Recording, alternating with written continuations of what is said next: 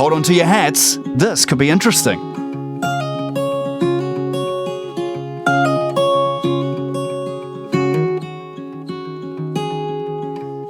Welcome to TCBI Questions, the show where we ask the tough questions and the not so tough questions, totally at random. And joining me today is Mark. Hi, Mark. Hello. Well, good morning to me. Well, that doesn't really work, but you know what I'm saying. It's morning where I am.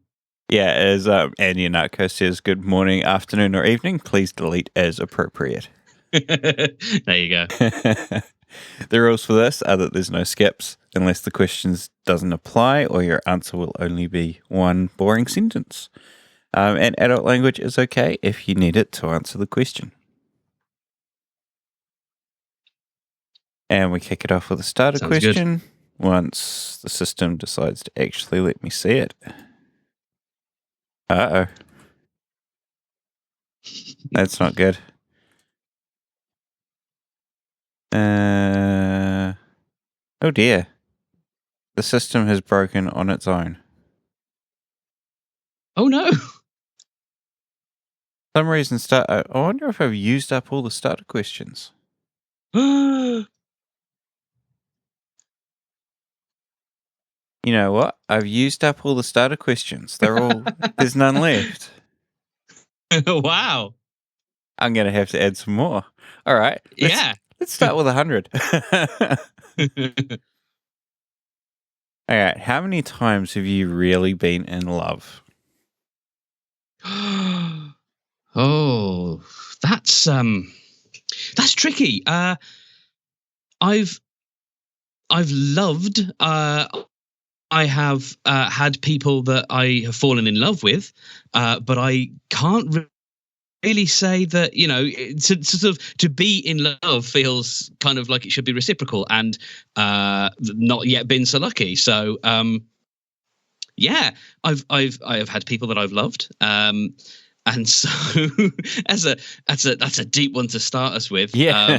But yeah, that would be my answer really. I guess sort of none. Fair enough. What about you? I mean, yeah, I know you're actually, are you married now? Because the last episode I listened to, you were about to get married. Another month to go. Fantastic. But because I'm kind of releasing all these podcasts out of order, it could be somewhere between a month to go and 2 months since I've been married by the time this gets released. Delete as appropriate. Yeah, absolutely. Yeah, so yes, I would say this one because I'm getting married. So this time. Oh, cool. Okay. When do you call? Sorry, try that again. Who do you call when you need a hand? Who do I call? Apart from Ghostbusters. Always. Who are you going to call? Who do I call? Depends what it is. If it's money or my car's broken, I call Dad. Obviously. IT problems, I usually call myself because that's kind of my thing. Physician heal that yourself. Yeah, and then everything else kind of defaults to my fiance as it really should. You know, life things and all that kind of stuff. Generally, I call her. Or if I'm just bored and walking from A to B, I call her because I need a hand with being bored. Oh, I like that. Yeah, just help and just entertain me for a bit. Yeah, pretty much. It's like, hi, I just called to say hello, and then I get to where I'm going. It's like, okay, see you later. It's a new twist on the Stevie Wonder song. I just called to say, I don't know, I'm bored. Yeah, exactly. Yeah. I have a similar answer to that, actually. I call my dad whenever anything involves the human world, like fixing things or whatever. Like, Dad, how does this work? I called him when I cut my finger on a tin can, and there was no one in my building that would give me or lend me a first aid kit. And my brother was closer, but it was still instinctful that I had to call my dad and get him to drive me to the hospital. So yeah, that's that he's definitely the man I call. All right, what objects from your childhood have you saved, and explain why? Oh, I've had some things. I'm not a big hoarder, so I can't think of anything that I've saved myself, but I know my parents have kept a few things, and they moved house early this year, and so they dropped a few things around that were like old school things. Or there's a Christmas card that I'd made when I was, I think, 5, which has got it's like craft stuff you don't do anymore. So I've forgotten all of the names, but like cotton. It's like cotton for the it's a Santa thing, so it's got cotton all over it for the beard and stuff. I think the beard is weirdly red for some reason, because I think in my Christmas mind as a child, I was like, well, Christmas things are red and Santa has a beard, so therefore red beard. But yeah, so and lots of photos and things like that. But I don't think there's anything I've actively saved myself from my childhood, because yeah, as we've just moved on, those things have gone. I used to have a bear that I coveted, not coveted, but I loved so much, and I was very upset when that just sort of, went away. I don't exactly know what happened to it, but it went away, and it would have been cool to have kept it, but probably would be a little bit manky by now. Yeah, I haven't really saved anything, but my parents have been really good at saving things. In my old wardrobe at my parents' house, there's all sorts of things up in their scrapbooks of, like everything from when I was born up, all the certificates I got at school and mementos from holidays and things like that, and the teddy bear that I've had as long as I've been alive. Oh, wow. It used to be very, very fluffy and very big, and now it's just this tiny little thing, but it's still there in a box. I think all my soft toys are still there in a box and up the top of my old wardrobe. Oh, that's cool. I think, yeah, my parents were big fans of the donating. So, not necessarily to charity, but they would often, re-gift. Well, not re-gift, but they would pass things along, because I think that both of them came from big families, so they used to, like, the older generation passes along to the new one, and so whenever there was anyone in their life that was having kids of a similar age, and we were growing out of stuff, like my brother, I think, was fairly upset because a bunch of his Star Wars stuff got given away, and that now would be worth a pretty penny, actually, because there was a good, really nice Millennium Falcon and all that kind of stuff that he got given, and then it just went away to a kid on our street, and probably found a new home now on eBay. yeah, exactly. Yeah, no, I think my parents gave a few things away, but a lot of it, because we didn't have a big family, it was just me. There weren't as many people to give things to, which is kind of good for me. What's something about yourself that you hope will change, but that probably never will? Ooh, I don't know if this should be in the lowest category. I can blame me for that too, because I categorized them. Something that I hope will change, but probably never will.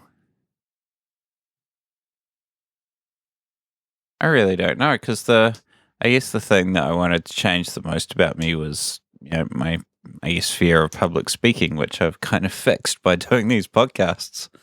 Yeah, it helps. Yeah, it really does.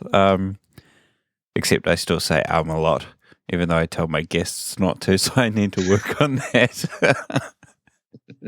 I can't think of anything. I do a radio show and I still say a lot. Yeah, I really can't think of anything specific that I want to change that won't. I guess I'm of the opinion that anything can be changed, and there's nothing about me that I would want to change that isn't possible to change with work or determination or anything like that.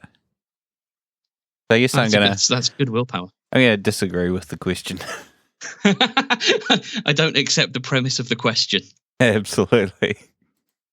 You see, me on the other hand, I could definitely sort of stand to be fitter, and I keep every now and again I sort of have the thing where I try and behave. I mean, this month I've tried to sort of behave because I know in the next week or so it's all going to be crazy, and it's just going to be all of the food and all of the drink.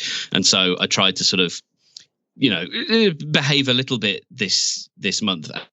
And it's not really worked out because I've been excessively busy with work, and so I've just been in the living room working on my Mac and just funneling things into my face. Whereas I know I should be a lot better about all of that kind of stuff. I know I should exercise more, but I hate it because it's dull and it hurts. And forget that. So that's the thing that I definitely wish I could change about myself, is to actually care more about it so that I do it, because I find it hard to do anything I don't care about. But if I'm completely honest, I probably never will. And I'll always be the guy who, like, quote unquote, struggles with his weight. And it's just like, well, no, I know that I should eat fewer chips and pizza, but they're delicious. So, yeah. Yeah, I know exactly how you feel. I'm looking at my suit for the wedding going, Yes. So some moderation at Christmas will be required if I want to fit into my suit. Because I don't think I'd be very popular if we get to closer to the wedding and go, this is not fitting. No. I may end up with some straps around me to hold everything in. Get a girdle. Yeah. Oh man, yeah, that would just be the best thing. Not. All right, what lie did you tell today? But let's call it the last 24 hours, seeing as it's only 9 o'clock in the morning for you. Yeah. Oh, that's a great question. Wow. I don't know. I probably told a lie to myself in that at some point yesterday or today, I would have said, I'm only going to have one breakfast. So that's that. I don't think I've lied to another human being.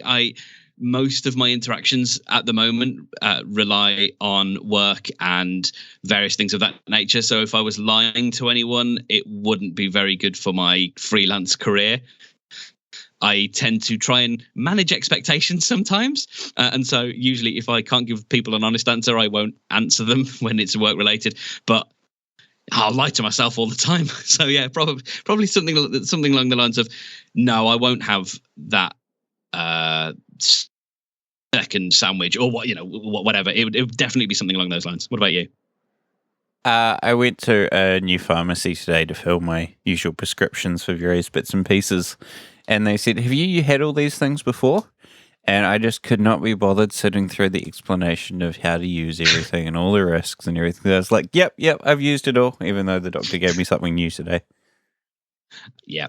It's sometimes you just think, I can figure it out. It'll be fine. Yeah, exactly. It's like, I've only had asthma for all 25 years of my life. I think that a very slightly different inhaler is not going to be that much different. So I'm just going to say no. What is the greatest invention the world has ever seen? I'm going to go way back to basics and go the transistor, because it's the basis of all this fantastic technology that we use. Everything around me, the screens, the mixer, the computers, the tablets, everything, all without transistors would be the size of, baseball fields or soccer fields or whatever metaphor you feel like using at this present moment in time, because you'd still be using vacuum tubes and they're just not scalable. But vacuum tubes are fun. I have the monitors in my podcast studio is powered off a vacuum tube amp, and it's so nice. Oh, that's cool. I like that. You sort of win on that one. So I'm going to have to try and high road your high road by saying language. I mean, it's difficult because it's not necessarily an invention. It's more, something that's evolved over time. But I'm going to go with language. Or you know what? I might go one better. And after a documentary that I watched years ago, presented by former Python Terry Jones, I might say the number one.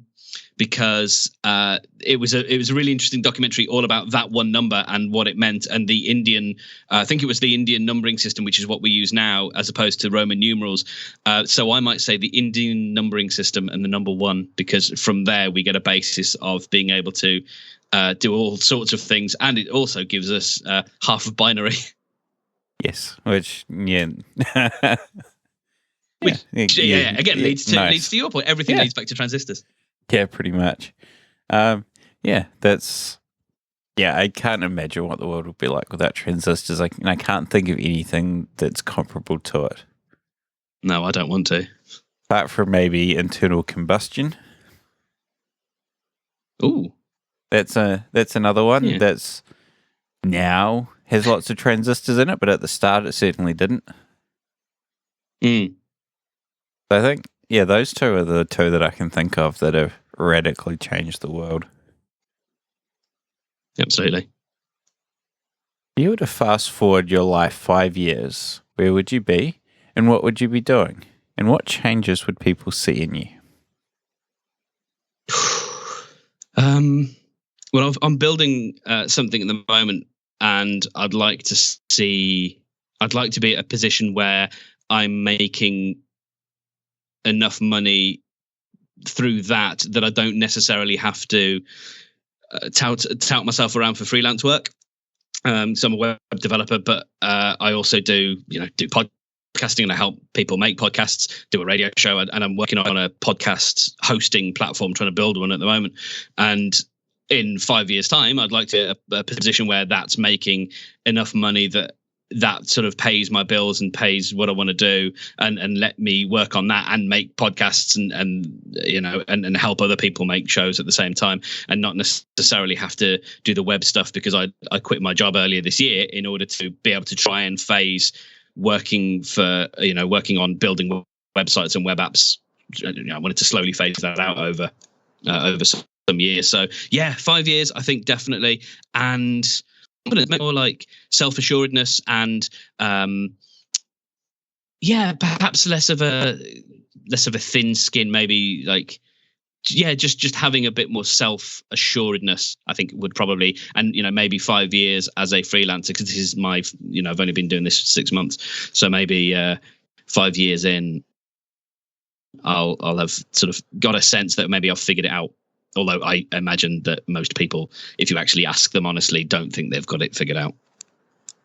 Yeah, they're working for yourself. I don't think anyone ever really works it out. I'm kind of doing that, but I also have a full-time job as well. And to be fair, in 5 years, unless one of the many projects that I've got in the pipeline suddenly takes off like crazy, without me putting too much input into it, I'll probably still be in a full-time job. Which is fine, because it's nice to have that steadiness, which I'm sure you know all about now that you've just quit your job. Yeah, I was lucky enough that I spent a lot of time before I quit doing jobs on the side, and I was very, very, very busy and unhealthy and stressed for about a month in April or May, somewhere around there, when I was trying to get a bunch of freelance work done, because I knew that would be my runway, so that I had some cash left with when I was going to leave. Right. And that's been the best thing, because it now means that I can look at my finances and I look at them every month and see where they are, because I've done this before and I've messed up before, and I've got to the stage where you invoice and then you need the money straight away. And the problem with invoicing, of course, is 30 days is kind of the minimum that you'll usually expect to be paid. And so, there's very few people that necessarily pay you straight away unless you've got a really good relationship with them. So I was always I always thought of it as a treadmill. I was always at the back of the treadmill and just about to fall off. And I was always trying to claw my way to the front of the treadmill so that I had a bit more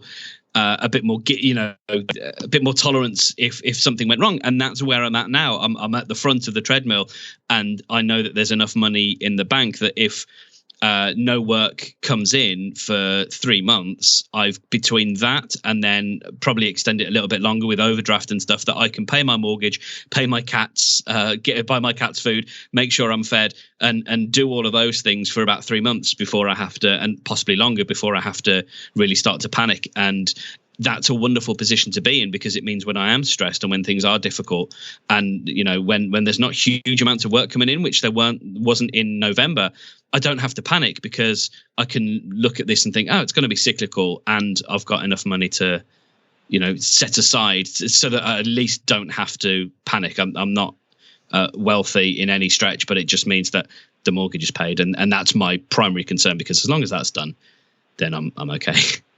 That's an amazing position to be in. So, yeah, very hearty congratulations for that. It's really the perfect spot to be in.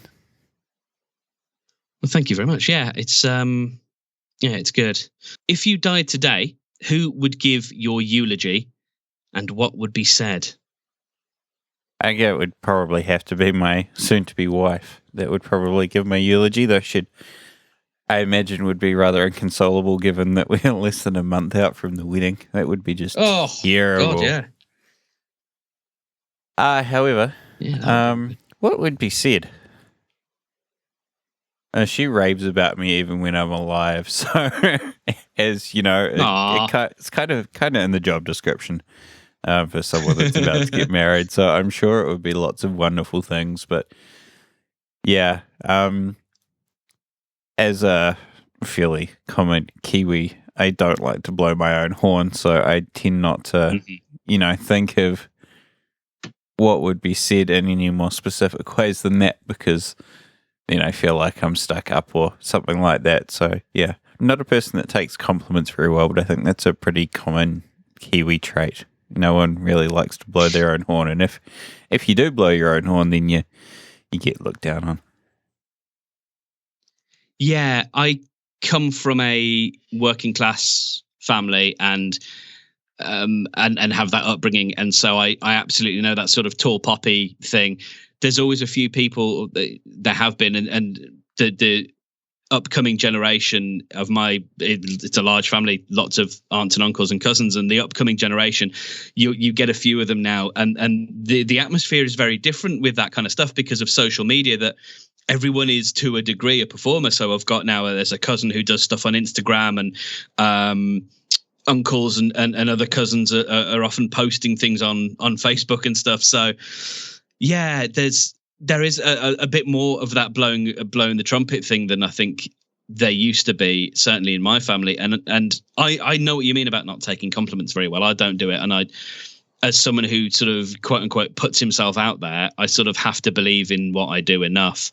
But I think if to actually answer the question, I think my brother would possibly do it. And I think he would say, I don't know. See, I'd like him to say kind of the things that maybe that I would say, and that I consider him my best friend, and that we are very different people and we don't always agree on the same things, but we are lucky enough to like each other very much and get along and share friends and that kind of stuff. And he's my big brother, so he's always been it's always like he's been a big brother to me. And so I think he would say that I think he said nice things about me before to other people, that he's proud of me. And so maybe that would be what I'd like to be said. And there's nothing quite like that sibling relationship. I was an only child, so I never had that growing up, which meant that I didn't really, know that I was missing anything either, because it was just normal for me. And it's kind of made me who I am. But now with my fiance, she has 2 sisters and a brother, so I've kind of, picked them up as siblings. So it's been quite interesting and a bit of a test of my patience. Yeah, I've got a friend she sort of inherited by way of her father remarrying. She went from being an only child to having something like 10 nieces and nephews. Wow. Yeah, and sorry, no, it's something like 5 step brothers and sisters who have now got, between them like 2 kids each, and so yeah, it's crazy. Christmases are mental for for my friend. Wow.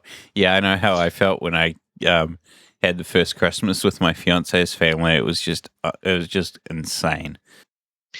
If you could change one thing about your appearance, what would it be? I'm going to steal your answer here because it would be to lose some weight, as I kind of alluded to before with not being concerned about fitting into my suit. It's probably not going to be a problem, but I could definitely, definitely go to lose a few pounds. I was insanely thin at high school, probably mostly because I exercised a lot. And then I got my driver's license and kind of stopped, and then the weight just piled on. So it'd be nice to kind of get back to not to the level that I was at because I was stupidly thin, but yeah, something a little bit more reasonable. Yeah, so sort of a normal size, average. I'm exactly the same. Like, yeah, I mean, we already know the answer to that one. So, yeah, maybe an inch or two taller, but I can live with that. I'm fine. Yeah, let's just let's drop the pounds. Yeah. All right. Let's see. At what time of the day do you feel your best? I think probably I'm really enjoying my mornings at the moment. Oddly enough, I'm getting up at 7 and I'm being woken up by 2 kittens who, well, actually, I basically get woken up by them trying to attract my attention at about 5 in the morning, with them crawling on me and trying to lick my ear or otherwise just paw at me. But it's not until I think that's usually Bailey, who's the smaller one, and then Roscoe, who's getting to be a big lad. He must have an amazing, I've got to look this up. I wanted to look this up this morning, actually. I think he must have an amazing internal clock because he doesn't make a sound until 7, because I'm thinking he's associating a certain time with when my alarm goes off, and then I get up. And so usually what happens is the alarm goes off and then he starts meowing. But he meowed, and then 5 seconds later, the alarm went off. So I think he must be developing some kind of amazing internal clock. Yeah, but I'm really enjoying the time at the moment. Getting up, doing all the usual routines of emptying the litter boxes, getting them fed, changing their water. Usually doing the dishes from the night before. Maybe I'll put the Amazon Echo on and listen to a podcast or listen to some news or some music, do the dishes, have a cup of coffee, have my breakfast, and then get ready for, maybe I'll sit on the sofa and read a little bit, and then get ready to sort of start work at about 9. And obviously I work at home, so I haven't got a commute. And so I think mornings, actually, I'm starting to really enjoy at the moment. And I've got even less of a commute now because I've been working so much that on Thursday or Wednesday, I decided to move my main studio iMac, where I do all of my main work, to the living room so that I could be with the cats, because they were getting upset with me not being able to see them and play with them, whereas now they can see me all the time and I can carry on working. And if they need to be distracted by something, I've got a new toy that they can play with, which keeps them happy. But yeah, I think mornings, I'm actually starting to enjoy them. I saw a fantastic tweet earlier today. One of my friends has security cameras in his house, and he posted a screenshot of the cats running past the camera, looking like they're on a mission. And the quote, nice. The quote he had on it was cats conspiring to wake up his fiance, and you could see them just trotting in the direction of the bedroom, ready for food. And it was the funniest thing. Oh, they're the best. So yeah, how does this work for you? What's your best time? I'm not a morning person. I am really not. I hate getting out of bed in the morning. I really, really hate getting out of bed in the morning. But I do, because I have to go to work. So I do that. Yeah. Usually kind of 10 o'clock in the morning to lunchtime is my best time. Because once you eat, you kind of get a bit sleepy. So productivity goes downhill. But I had a pretty solid all day kind of day today, which was pretty good, apart from the fact that I set the alarm off at one of our clients. Oops. Yeah, they were all out at their Christmas party and no one told me. So I have a code to walk to get through their front door, but I don't have a code for the alarm. So I punch my code in the front door, walk through, and then go, uh-oh. Because, of course, the 30-second timer is counting down before the alarm goes off for real. And that's not enough time to call anyone. So I kind of made a run for it because I had to get away from the siren so I could make the call to get the code. So here I am, like standing 3 flights down, listening to this alarm go crazy, and everyone else in the building's coming to have a look. And there's me standing in the in the stairwell, looking rather sheepish. Going, did you set that off? Yeah, sorry, my bad. Because it was so loud. Like I had to put my fingers in my ears as I was walking away from it. Oh God! Oh, that's no good. And then the person I called didn't pick up. Oh God! So by the time we called back, the alarm had reset itself. So that was a good 5 minutes. Yeah. But then I got a code and was able to go and do my work. But I wasn't really expecting it. It's just knackered someone's Christmas party. Yeah, just that inevitability of like I've walked in and there's nothing. I have no way to stop the alarm from going off.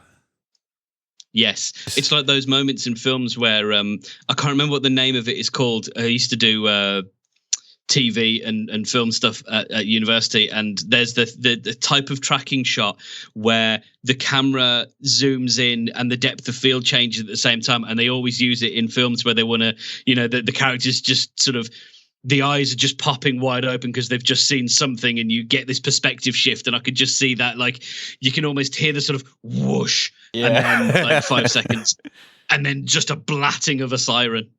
Yeah, it was pretty much how it happened. It's like, oh crap, there's no way I'm getting out of this one. I'm just glad that the security company didn't come out because it was like 3:00 in the afternoon. So obviously the security company just thought that someone had messed something up. Yes. So and it's not even your best time of the day. Yeah, I wasn't feeling much happier after running down 3 flights of steps either. Especially after lunch. No, it's not good. Yeah, no, not at all. If you could rid the world of one evil, which one would it be and why?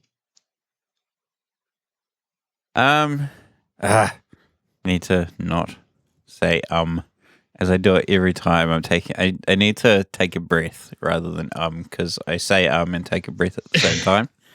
I need to disconnect those. I think I would rid the world of mental illness. That's the evil that I see the most often and that causes the most pain to the people around me. Being able to, get rid of depression and bipolar disorder and all those kind of things would make the world a much happier place. I think it's a great answer. Mine is sort of twofold and may veer us into conversations that we don't necessarily want to have, but mine would be, I think, fear and selfishness, because there's been a lot of that in the world this year, and I'm talking politically, and I think it comes from people who are often afraid, and other people prey on that fear and use it to their own ends.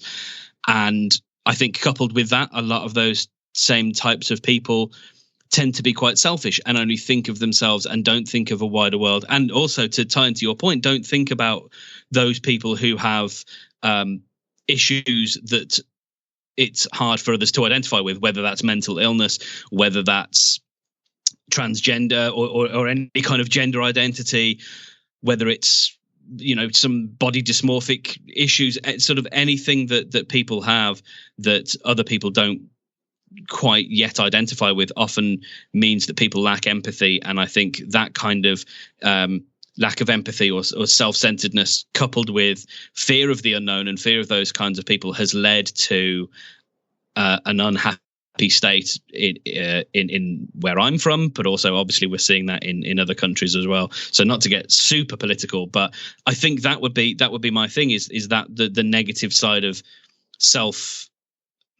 self-centeredness I think is proving to be corrosive. Yeah, luckily this isn't an American podcast, so I'm not going to get into the politics in America. No, I do a show with a friend from Atlanta, and we talk about it a lot. And he laughed at me, or not laughed, but we joked when Brexit happened, and then what happened over there happened, and we had a conversation. So yeah, I've talked it all out. But I think as we near the end, certainly at the time of recording of 2016, I think there's been all the celebrity deaths and things and all that stuff. But I think also we've seen a shift in people's attitudes, and I think it would be nice if we could just lance that particular boil and help people to be more compassionate and more understanding and a little bit more tolerant. I actually clicked one, even though it's your turn, so you can pick a different category if you want. No, that's fine. I think it's a very good idea to take it down a notch. If you could hang a motto in every home, what would it say? Something like, for me, it would be go to bed at a decent time. Don't stay up till 3 o'clock in the morning. Yeah, or just sleep. That's a good motto. Make it really short. Just sleep.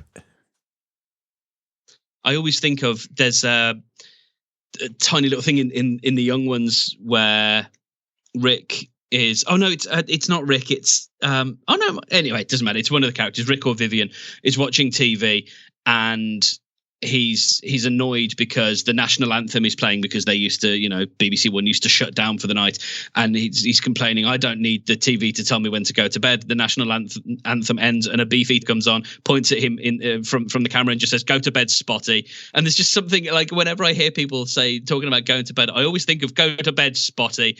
And it's that being hung up. You don't want it hung up by your bed, obviously, but you want it hung up somewhere prominent, maybe by the TV. That's like when it's come to that time and you're thinking, do I have another glass of wine and watch another episode of Walking Dead, or do I go to bed? Yeah, no, I think the TV would be a perfect place for it. All right. What's your motto? Now, yeah. I think maybe slow down.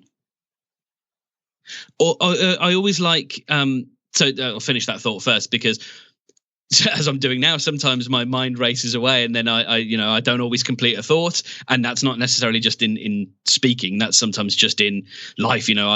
I know you have got a bunch of projects that you want to get working on or finish, and I have so many little side projects that would be really nice to actually bring to some kind of fruition or see them off. But sometimes I just my brain moves too quickly and I want to get on to the next thing. But there's a really good motto which I like, which is this too shall pass, because it reminds you in the fat years not to take things for granted, because that can change. But it also reminds you in the lean years don't last forever and things can get better. And so I think that's a lovely all-purpose motto to be like, whatever situation you're in now, good or bad, it will end. And I think when you're in a great situation, it just helps you to appreciate it and to also to not learn to expect it. And like I said, in the bad times, I think it can be comforting. Yeah, my fiance's just come in and put some headphones on to listen, and I was getting the look when you said slow down. I could see she's going, yep, that's a good motto for you. Well, hello to Dan's fiance.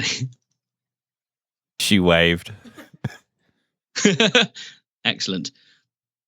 All right. I think that'll be you next. Yeah. I'm really annoyed that I've run out of starter questions. How do you typically react in a sudden, extreme, and pressure-filled crisis? Actually, I think better than I usually assume I would, because I usually think that I'm quite flappy and incapable as a human being, because I'm not capable of to do anything practical.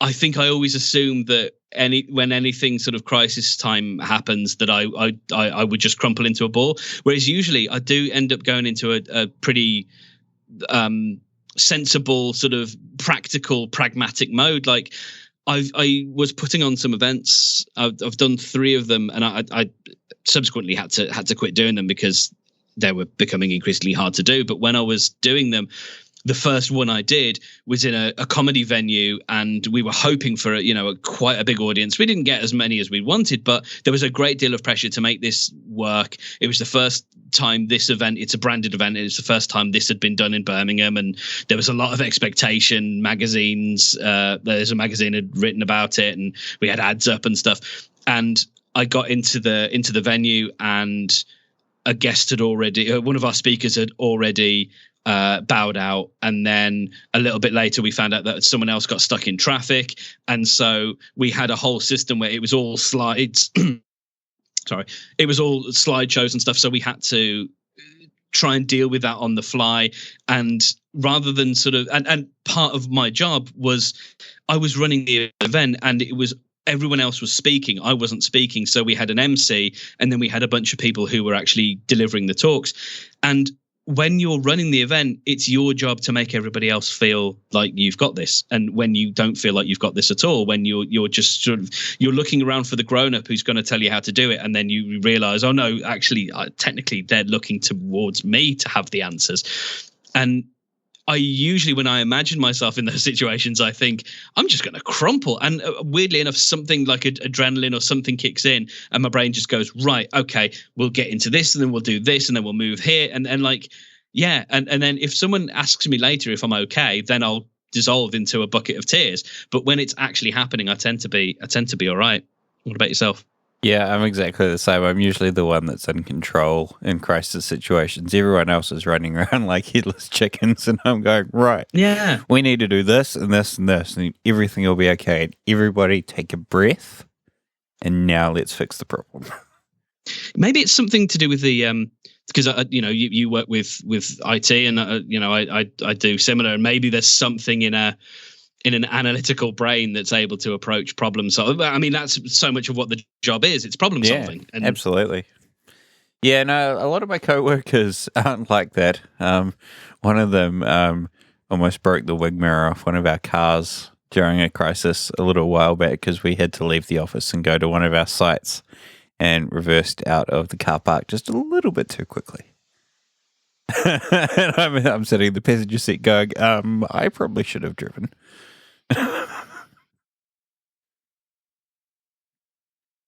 But I'm generally the one that's taking control or calming everyone down or anything. Over to you for our final question. Can you remember the address of one of your childhood homes? If so, what was it? I can, but it's the same street that my parents live on now, so I'm not going to say it on the podcast. That's fair. Completely fair. Yeah, because I've only lived with my parents. I've only actually ever lived in 2 houses. The one that they brought me home to when I was born, and then the one that we moved into when I was 5 years old. And my parents are still in that house 20 years later. That's remarkable. Well, I mean, is that unusual for where you live? Not really. There's not that much opportunity to move around in New Zealand. It's not like you can, move 1,000 miles across the country and have something completely different. New Zealand's pretty much the same. So people tend not to move around unless it's for employment. Okay. Yeah, I think us being a bit more, I guess, densely packed in the city I'm in, and also because there was me and my brother, so I think we had a few house changes. I think I remember all of my childhood addresses, and the earliest one I remember is Dimsdale Road, which is as grim as the name Dimsdale sounds. It was. I found out subsequently we left because we had I believe a brick through our window.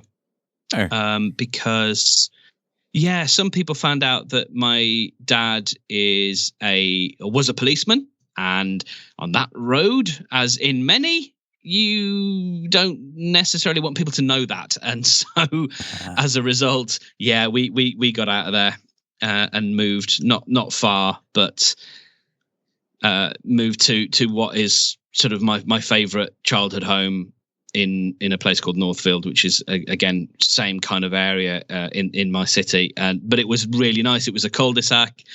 We got to make friends with the kids there, and that was about 10 years, and it was lovely. And a really small. I had a tiny little box room, which is the bedroom I have is smaller than the study that I do all my work in, and it was, you had a bed and not much else, but I've got really nice memories of that place. And I weirdly enough, so I think it was wrong, but I think I thought I had an infestation of fleas or something a couple of years ago, and I was paranoid about it. So I got an exterminator out, and he went and did the whole place. And I had an old cat with me, and so I let her out.